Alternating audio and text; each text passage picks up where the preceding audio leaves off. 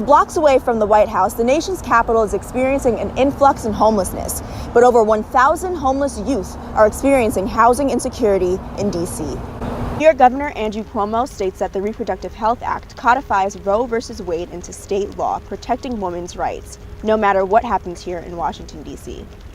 For News Vision, I'm Sabrina Shanghie. Through the lens of Kalen's Humans of Howard, she will continue to capture the true essence of Howard and its people. For News Vision, I'm Sabrina Shanghie. It was so cold that night. I was shivering, and the amount of blankets that we try to put on to cover out stuff did not work. And at that point, I broke down. University student Josephine, who wished to remain anonymous, faced the harsh reality of homelessness here in the nation's capital last year with her mother. While homelessness in general is a nationwide issue, most people fail to include the many youths that are included in such numbers. We have a routine where we'll park in the Planet Fitness parking lot, put scarves and blankets and stuff to cover the windows so no one can peek in through. We'll sleep, and then my mom will say a prayer. Just blocks away from the White House, the nation's capital is experiencing an influx in homelessness, but over 1,000 homeless youth are experiencing housing insecurity in D.C.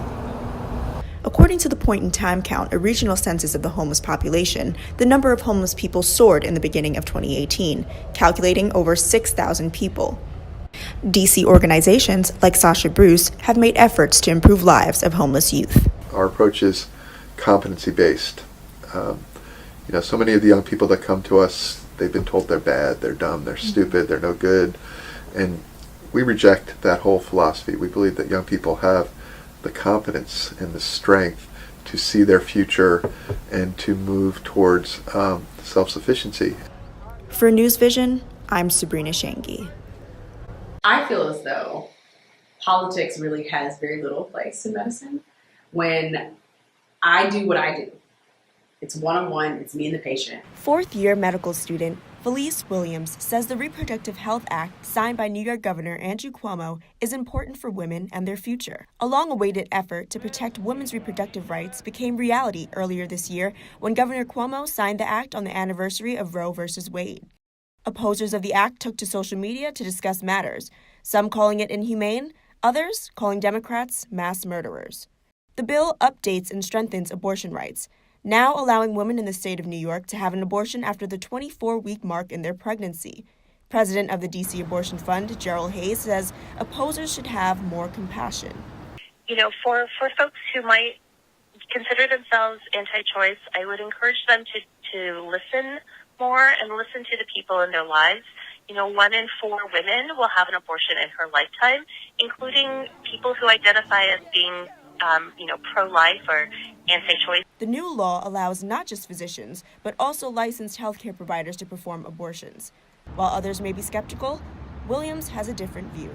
Nobody else's body is politicized, and by nobody else I do mean men. Nobody is having these in-depth conversations about vasectomies. Politics is really not appropriate. New York Governor Andrew Cuomo states that the Reproductive Health Act codifies Roe v. Wade into state law, protecting women's rights, no matter what happens here in Washington, D.C. For News Vision, I'm Sabrina Shanghie.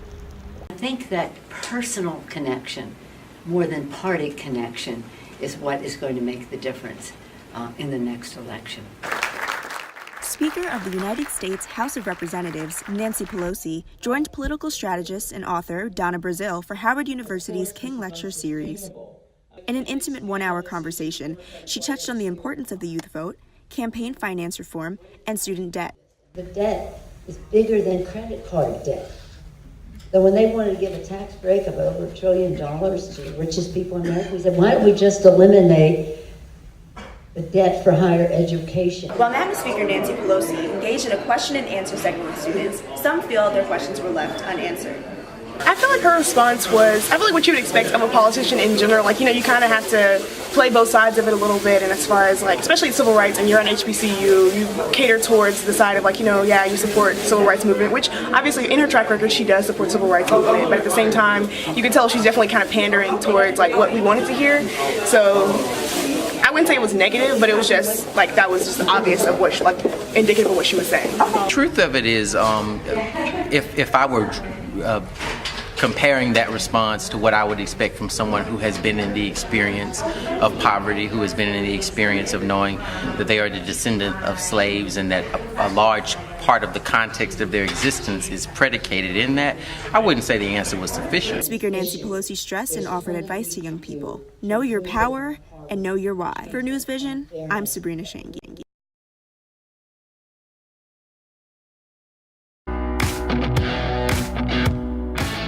Hi, I'm Sabrina Shanghie. This week, Sesame Street welcomes a reality that's sadly part of many childhoods in America.